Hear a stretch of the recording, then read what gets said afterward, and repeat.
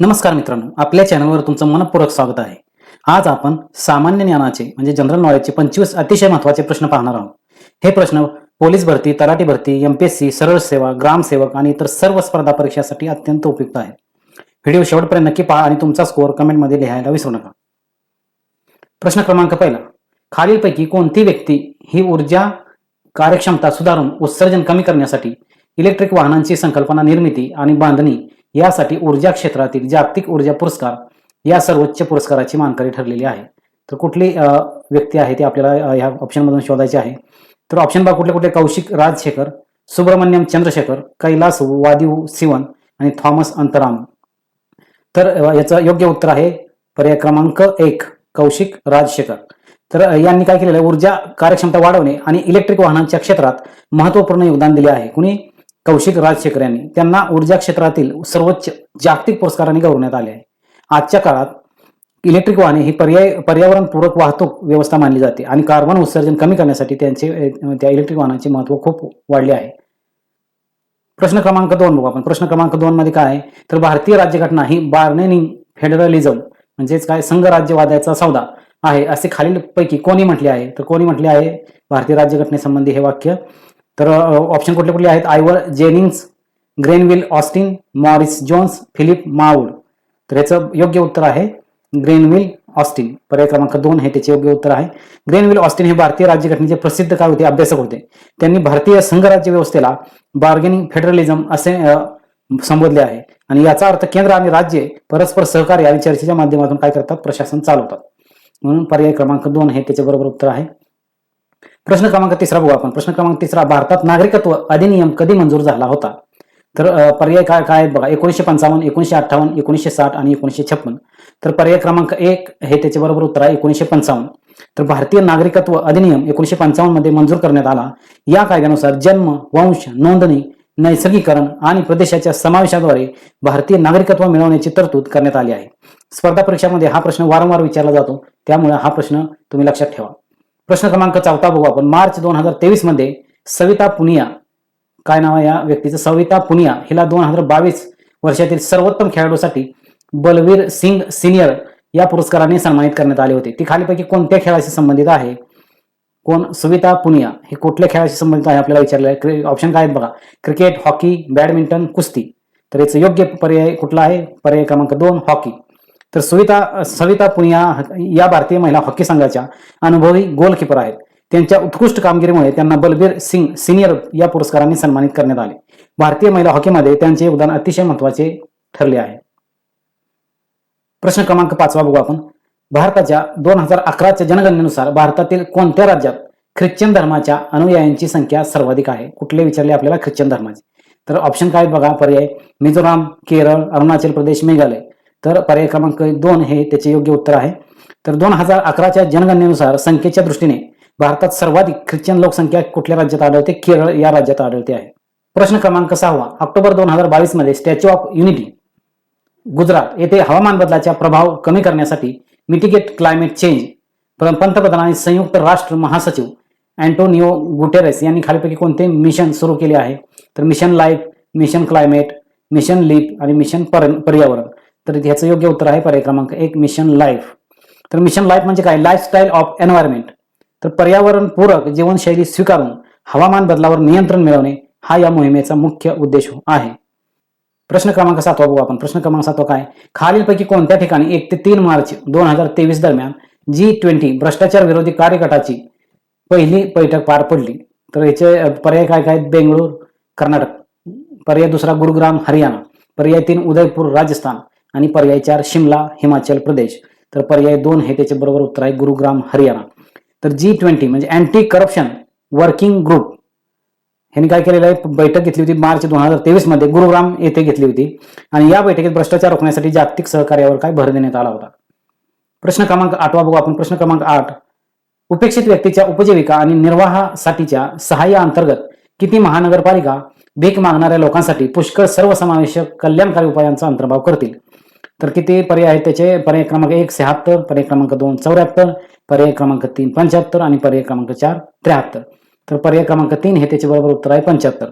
तर केंद्र सरकारने उपेक्षित आणि भिक्षा मागणाऱ्या व्यक्तींच्या पुनर्वसनासाठी देशातील 75 महानगरपालिकांची निवड केली होती आणि या योजनेचा उद्देश काय होता तर त्यांना सन्मानाने जीवन जगण्यास मदत करणे हा या मागचा उद्देश होता. प्रश्न क्रमांक 9 बघू आपण. 2011च्या जनगणनेनुसार भारतातील आदिवासी लोकसंख्येची किती टक्केवारी आहे? तर इथं पर्यायचं नंबर चुकलेले आहेत. तर पर्याय क्रमांक 1 7.2%, पर्याय क्रमांक 2 9.2%, पर्याय क्रमांक 3 5.6% आणि पर्याय क्रमांक 4 8.6%. तर कुठला पर्याय बरोबर आहे? लास्ट 8.6%. तर 2011च्या जनगणनेनुसार भारतातील अनुसूचित जमातींची लोकसंख्या देशाच्या एकूण लोकसंख्येच्या सुमारे 8.6% एवढी आहे. तर हे आपल्याला लक्षात ठेवायचं आहे. प्रश्न क्रमांक 10 बघू आपण. खालीलपैकी कोणत्या समाजसुधारकाने एसएनडीटी विद्यापीठाची स्थापना केली? तर याचे पर्याय दिले आहेत सेनापती बापट, रमाबाई रानडे, धोंडो केशव कर्वे आणि गोपाळ कृष्ण गोखले. तर याचं योग्य पर्याय कुठला आहे? पर्याय क्रमांक 3 धोंडो केशव कर्वे यांनी महिलांच्या शिक्षणासाठी मोठे कार्य केले आणि त्यांनी 1916 मध्ये भारतातील पहिले महिला विद्यापीठ स्थापन केले होते, जे पुढे काय एसएनडीटी महिला विद्यापीठ म्हणून प्रसिद्ध झाले. प्रश्न क्रमांक 11. मानवी शरीरात ए जीवनसत्व साठवले जाण्याचे मुख्य ठिकाण कोणते आहे? तर याचे पर्याय काय दिले आहेत? यकृत, हाडे, मेंदू, त्वचा. तर याचं पर्याय क्रमांक 1 हे योग्य उत्तर आहे. तर जीवनसत्व ए हे चरबीमध्ये विरघळणारे जीवनसत्व आहे, त्यामुळे ते मुख्यतः यकृता म्हणजेच कुठे लिव्हरमध्ये साठवले जाते. हे जीवनसत्व दृष्टी, त्वचा आणि रोग प्रतिकारक शक्तीसाठी अत्यंत महत्वाचे आहे. प्रश्न क्रमांक 12 बघू आपण. प्रश्न क्रमांक 12 मध्ये काय दिलेला आहे? 2023 मध्ये सौदी अरेबिया सोबतच्या हज 2023 द्विपक्षीय करारावर स्वाक्षरी केल्यानंतर 2023 मध्ये भारताचा हज कोटा हा कोरोना पूर्व डॅश डॅश या स्तरा एवढा पुन्हा स्थापित केला गेला. तर हे पर्याय दिलेले आहेत. तर या पर्यायामध्ये पर्याय क्रमांक 2 हे त्याचे बरोबर उत्तर आहे. तर 1,95,025 मध्ये काय कोरोनानंतर काय झालेलं आहे? 2023 मध्ये भारताचा हज कोटा पुन्हा वाढवून 1,95,025 इतका करण्यात आला. त्यामुळे अधिक भारतीय मुस्लिम बांधवांना त्यांना हज यात्रेची संधी मिळालेली आहे. Question number 13. खालीलपैकी कोणी socialist quest for the right path या नावाचे पुस्तक लिहिले? तर पर्याय आहेत श्रीधर महादेव जोशी, दादाभाई नवरोजी, विष्णू शास्त्री पंडित आणि विष्णुबुवा ब्रह्मचारी. तर याचे योग्य उत्तर आहे श्रीधर महादेव जोशी, एस.एम. जोशी जे आपण म्हणतो. तर एस.एम. जोशी हे महाराष्ट्रातील प्रसिद्ध समाजवादी नेते होते आणि त्यांनी समाजवाद, लोकशाही आणि सामाजिक न्याय या विषयावर महत्वपूर्ण लेखन केले. हे पुस्तक त्यांच्या विचारांचे प्रतिबिंब आहे. प्रश्न क्रमांक 14. जर नागरिकांनी फसवणूक करून नागरिकत्व मिळवले असेल तर खालीपैकी कोणत्या मार्गाने भारताचे नागरिकत्व रद्दबादल केले जाऊ शकते? तर त्याचे पर्याय कुठला आहेत? समाप्ती, राज्य क्षेत्राचे विधीद्वारा संस्थापन, वंचित, त्याग. तर याचं योग्य पर्याय कुठला आहे? पर्याय क्रमांक 3 वंचित, डिप्रायव्हेशन. तर फसवणूक, खोटी माहिती किंवा चुकीची कागदपत्रे देऊन नागरिकत्व मिळवले असल्यास सरकार त्या व्यक्तीचे नागरिकत्व वंचित या प्रक्रियेद्वारे रद्द करू शकते. प्रश्न क्रमांक 15. आत्माराम पांडुरंग यांनी डॅश डॅश मध्ये प्रार्थना समाजाची स्थापना केली. तर काय दिलेलं आहे पर्यायामध्ये? मुंबई, सुरत, पुणे, कलकत्ता. तर पर्याय क्रमांक 1 मुंबई हे त्याचे योग्य उत्तर आहे. तर प्रार्थना समाजाची स्थापना 1867 मध्ये मुंबई येथे आत्माराम पांडुरंग यांनी केली. या संस्थेने सामाजिक सुधारणा, स्त्री शिक्षण आणि विधवा पुनर्विवाह यासाठी मोठे कार्य केले आहे. प्रश्न क्रमांक 16 बघू आपण. प्रश्न क्रमांक 16. फेसबुकचे संस्थापक 32 वर्षीय मार्क झुकरबर्ग यांनी खालीपैकी कोणत्या यादीत सर्वोच्च स्थान आहे? म्हणजे मार्क झुकरबर्ग यांचे स्थान यादीत कुठल्या स्थानी काय सर्वोच्च आहे, कुठल्या यादीमध्ये? तर पर्याय क्रमांक 1 दिलेला आहे 2023 मधील जगातील 25 सर्वात श्रीमंत व्यक्ती, अमेरिकेतील सर्वात श्रीमंत उद्योजक, फोर्ब्स 10 मधील सर्वात श्रीमंत उद्योगपती आणि अमेरिकेतील 40 वर्षाखालील सर्वात श्रीमंत उद्योजक. तर या 4 पैकी कुठल्या यादीमध्ये त्यांचं नाव सर्वोच्च स्थानी आहे? तर याचं योग्य उत्तर आहे पर्याय क्रमांक 4. कारण ते 32 वर्षीय होते, त्यामुळे अमेरिकेतील 40 वर्षाखालील सर्वात श्रीमंत उद्योजक म्हणून त्यांचा गौरव किंवा त्यांचे स्थान आहे. तर हे मार्क झुकरबर्ग हे कोण आहेत? फेसबुक म्हणजेच काय मेटाचे सहसंस्थापक आहेत आणि कमी वयात अब्जाधीश बनलेल्या उद्योजकांमध्ये त्यांचे नाव अग्रक्रमाने घेतले जाते. प्रश्न क्रमांक 17 बघा. फुलपाखरांचा समावेश असलेल्या प्राणीसृष्टीचा विशिष्ट गट कोणता आहे? तर दिलेले आहेत उभयचर. पर्याय कुठले आहेत? उभयचर, मोलुस्का, संधिपाद, सूत्रकृमी संघ. तर याचं योग्य उत्तर आहे पर्याय क्रमांक 3 संधिपाद. तर फुलपाखरे हे कीटक वर्गातील प्राणी आहेत आणि कीटकांचा समावेश संधिपाद संघात होतो. या संघातील प्राण्यांना सांध्याचे पाय आणि बाह्य कंकाल असतो, म्हणून पर्याय क्रमांक 3 हे त्याचे बरोबर उत्तर आहे. प्रश्न क्रमांक 18. माहितीचा अधिकार अधिनियम 2005 च्या कोणत्या कलमानुसार विशिष्ट प्रकरणात माहिती पुरवण्यास नकार देण्याच्या कारणाबाबत उल्लेख आहे? तर कुठल्या पर्याय दिलेले आहेत बघा? कलम नंबर 9, कलम नंबर 11, कलम 10, कलम 12. तर आरटीआय कायद्यातील कलम 9 मध्ये म्हणजे पर्याय क्रमांक 1 हे त्याचे योग्य उत्तर आहे. काही विशिष्ट परिस्थितीमध्ये माहिती देण्यास नकार देण्याची तरतूद कलम 9 मध्ये आहे. आणि आरटीआय मधील कलमे स्पर्धा परीक्षेसाठी अत्यंत महत्वाची आहेत, त्यामुळे तुम्ही ते कलमे माहीत करून घ्यायची आहेत.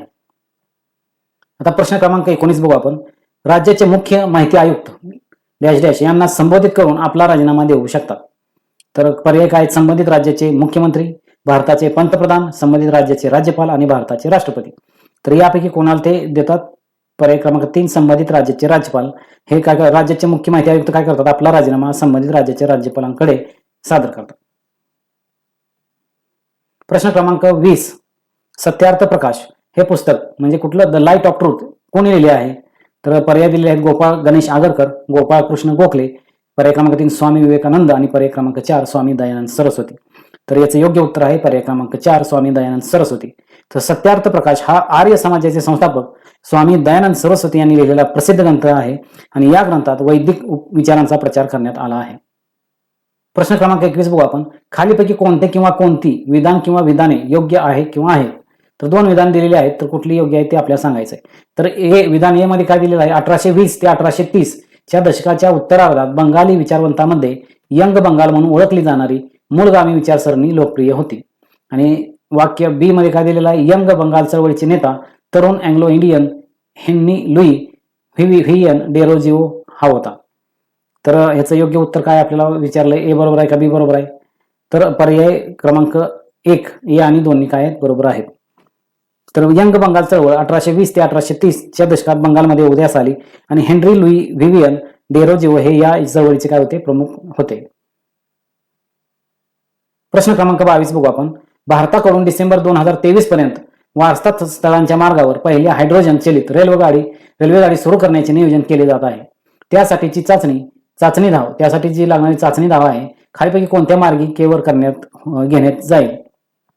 तर कुठला आहे? पर्याय क्रमांक 1 आग्रा भरतपूर विभाग, गुडा मिथरी नावा विभाग, सोनीपत जिंद विभाग आणि पर्याय क्रमांक 4 कुठला आहे?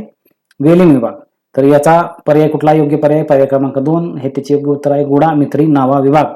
तर भारतीय रेल्वेने पर्यावरणपूरक वाहतुकीला चालना देण्यासाठी हायड्रोजनवर चालणाऱ्या रेल्वेची योजना तयार केली. त्याची चाचणी गुडा मिथरी नावा मार्गावर घेण्याचे नियोजन करण्यात आले. आता प्रश्न क्रमांक 23 बघू आपण. भारतीय स्वातंत्र्य चळवळीच्या संदर्भात स्वराज्य हा शब्द सर्वप्रथम डॅश डॅश यांनी उच्चारला होता. तर पर्याय काय दिले आहेत? गोपाळ कृष्ण गोखले, दादाभाई नौरोजी, महात्मा गांधी, स्वामी विवेकानंद. तर योग्य पर्याय कुठला आहे? पर्याय क्रमांक 2 दादाभाई नौरोजी. तर 1906च्या काँग्रेस अधिवेशनात दादाभाई नौरोजी यांनी प्रथम स्वराज्य ही संकल्पना राष्ट्रीय उद्दिष्ट म्हणून मानली. आणि दादाभाई नौरोजी यांना काय म्हणतो आपण? Grand old man of India असे म्हटले जाते. प्रश्न क्रमांक 24 बघू आपण. भारताच्या उत्तरेकडील मैदानी प्रदेशाच्या निर्मितीमध्ये योगदान देणाऱ्या नद्यांचा गट ओळखा. तर कुठल्याही दिलेले आहेत? पर्याय क्रमांक 1 मध्ये गंगा, यमुना आणि गोदावरी. पर्याय 2 मध्ये यमुना, गंगा आणि महानदी. पर्याय 3 मध्ये सिंधू, गंगा आणि ब्रह्मपुत्रा. आणि पर्याय 4 मध्ये ब्रह्मपुत्रा, महानदी आणि गोदावरी.